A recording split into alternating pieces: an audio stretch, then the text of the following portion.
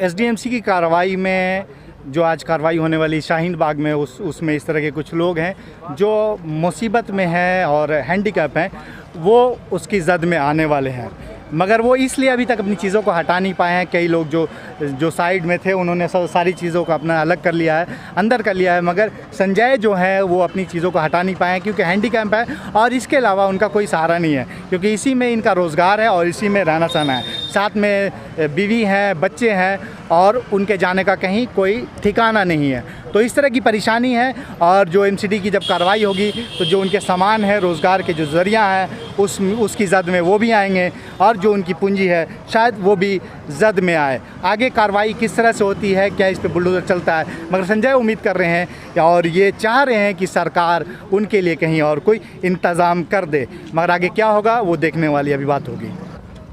Sir, हमने दिल्ली सरकार का जो लेटर लिखे हैं उसका ये फ़ोटो कॉपी है कि सरकार हमें कहीं बच्चे को सेफ कर देंगे, रहने सहने को थोड़ा सा जगह मिल जाएंगे तो हम बच्चों को सही से अपना रहेंगे। और ये रोड पे रह रहे हैं हम, मजबूरी दिक्कत, तो सरकार अभी तक तो हमें इस चीज़ का कोई खबर नहीं मिले हैं। तो ये दिल्ली सरकार को आपने लेटर लिखा था, कब लिखा था आपने? कई 6-7 महीने से ऊपर हो गए सर। लेटर डेट लिखी होगी ना ऊपर। लेटर इसलिए लिखा था कि कहीं कोई आपका इंतज़ाम कर दिया जाए। जी सर, दुकान के लिए, दुकान की या कहीं घरे मिल जाए। उसकी तरफ से कोई ये नहीं आया रिप्लाई? कुछ नहीं मिले सर, अभी तक कुछ नहीं आया। बाकी एमसीडी का ये कागज़ है आपका, जो एमसीडी ने आपको प्रोवाइड कर दिया है इसके यहाँ पर रहने का, जो दुकान का जो है। जी सर, ये सब जो दुकान का चलान उलान जो है, दिल्ली का चला, ये दुकान कैसे चलान हो जाता हाँ सर, ये सब है। ठीक है, ये लगातार कटवाते रहे। जी सर, ये चलान है। बाकी ये हमारे बच्चे को डॉक्यूमेंट्स है, आधार कार्ड, ये सब बच्चों को। ये हम मेरा नाम मोहम्मद यूसुफ है। हाँ। सबसे आगे मैं ही खड़ा हूँगा अच्छा। अगर इनके ऊपर बुलडोजर चला। हाँ, आप क्या करते हो? यहीं रहते हो? हम कूड़ा बटोरते हैं। यहीं रहते हो? जी, अच्छा, S2 में। रेस्टोरेंट में। आप कह रहे हैं कि आप आगे आएंगे, रोकेंगे? सबसे पहले मैं ही खड़ा हूँगा, मुझ पे चला पहले, फिर इन पे चलाना। आपकी दोस्ती है इनसे, उठना बैठना है क्या है? हमदर्दी, प्यार, मोहब्बत, एक मुल्क के आदमी हैं हम, अच्छा। हिंदुस्तान में रहते हैं और हिंदुस्तान का फेवर करना मुझे ज़्यादा पसंद है, चाहे वो हिंदू हो या मुस्लिम हो या सिख हो या ईसाई हो। तो आप इस कार्रवाई को सही नहीं मानते? हम चाहते नहीं हैं, ये गरीब आदमी कहाँ जाएंगे? 3 बच्चे इनके पढ़ रहे हैं, इनके 5 आदमी का खर्च है, चाय बेच के गुटके बेच के क्या कमा लेंगे?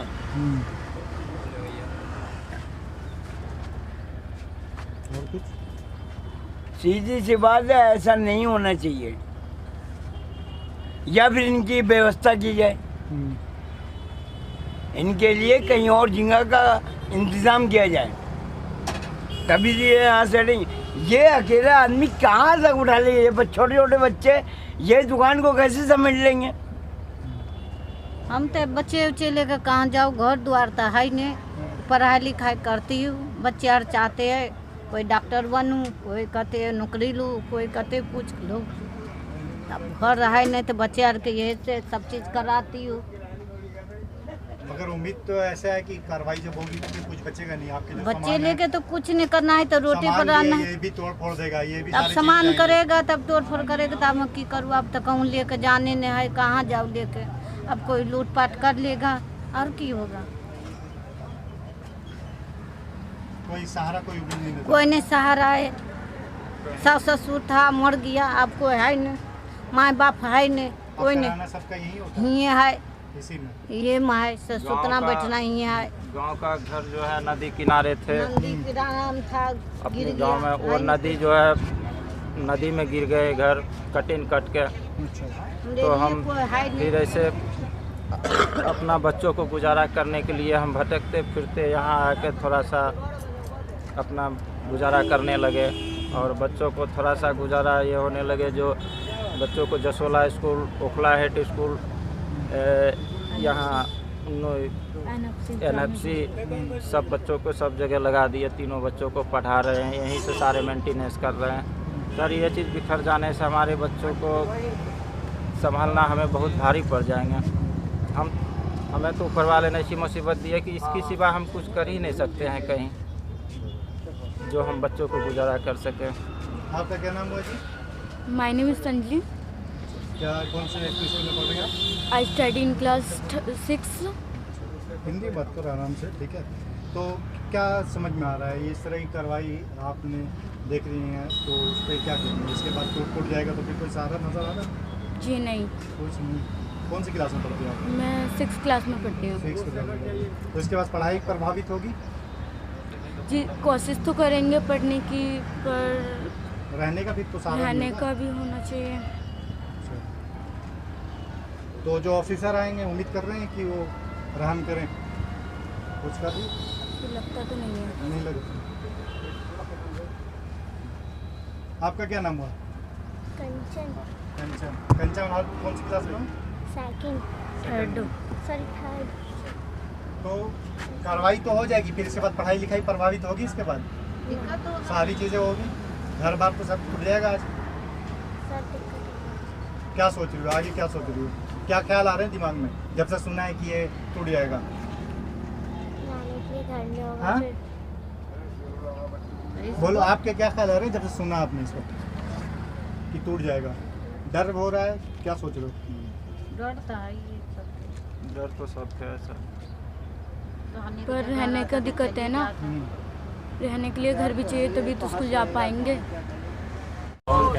तो सरकार की इस तरह की कार्रवाई में इस तरह के परिवार जो हैं वो चपेट में आने वाले हैं, इससे ज़्यादा कुछ बदलने वाला नहीं है। जिस तरह की जो एमसीडी के कार्रवाई होते हैं उसके बाद चीज़ें फिर समान तौर पर फिर वैसी हो जाती हैं। इंक्रोचमेंट जो अभी जिस तरह की इंटेंशन जो सरकार का है या भाजपा का है उस पर सवाल बार बार उठ रहे हैं। जो जहांगीरपुरी का मामला हो, जहांगीरपुरी में जिस तरह से उससे पहले कुछ वायलेंस के बाद कार्रवाई हुई, फिर उसके बाद शाहीन बाग का नाम आता है। शाहीन बाग का भी नाम लोग कह रहे हैं वो एक वजह से आ रहा है, जैसे जो यहाँ पहले प्रोटेस्ट हुए हैं तो लोगों का सोचना है कि वो इस तरह से कार्रवाई हो रही है इन इलाकों में चुनकर। मगर एनसीडी की जो लिस्ट आई है उसमें कई सारे और भी इलाके हैं, शाहीन बाग भी उनमें एक है। ये जो साउथ दिल्ली एमसीडी का मामला है उसमें है। मगर जो कार्रवाई होगी उसमें एक दिन की कार्रवाई में ये सारे जो छोटे छोटे जिनका रोज़ का कमाना धमाना है, इस महंगाई के ज़माने में लोग संघर्ष कर रहे हैं जीने के लिए, उस जीने के आसरे को भी सरकार तोड़ने पर, तबाह करने पर लगी हुई है। इस बर्बादी के बाद जो लोग सांस भी ले पा रहे हैं उसको भी सरकार तबाह और बर्बाद कर देना चाहती है। इससे बहुत बड़ा कुछ बदलाव नहीं आने जा रहा है जहाँ तक हमारी समझ है। और इसके बाद शायद फिर एनसीडी की कार्रवाई के बाद फिर भी समान तौर पे जैसी चीज़ें हैं वो वैसी हो जाएंगी। मगर जो ऑलरेडी जिनने बहुत सालों से यहाँ पर चीज़ों को खड़ा किया है वो तोड़ फोड़ दिया जाएगा, उनके रहने का, कारोबार का। जो बड़ी दुकानें हैं वो फिर सामान तौर पर वो चीज़ें उनकी बाहर आ जाएंगी, जैसे फर्नीचर की दुकानें हैं बहुत सारी यहाँ से पूरे ओखला हेड तक में, वो फिर वैसी आ जाएंगी। मगर एक दिन की कार्रवाई से ज़्यादा कुछ प्रभाव नहीं पड़ने वाला है। ये सिर्फ एक दिखाने का, और मीडिया में जो पूरे आज दिन भर विजुअल चलेंगे और एक ख़ास तबका या एक ख़ास तरह के लोगों का हर्षोल्लास होगा, मगर वो ये नहीं देखते हैं कि जो जिनका दर्द है, जिन पे ये बुलडोज़र चलेंगे, वो किस तरह से इसके बाद आगे ज़िंदगी को अपनी गुजर बसर कर पाएंगे। उनके लिए एक विजुअल होगा, उनके लिए एक तमाशा होगा, मगर जिनके पे बुलडोज़र चलेगा उनका दिल ही जानेगा आगे क्या होने वाला है। या अभी कुछ देर के बाद यहाँ बुलडोज़र चलेंगे कि कौन बचेगा, कौन इसकी जद में आएगा, वो देखने वाली बात होगी।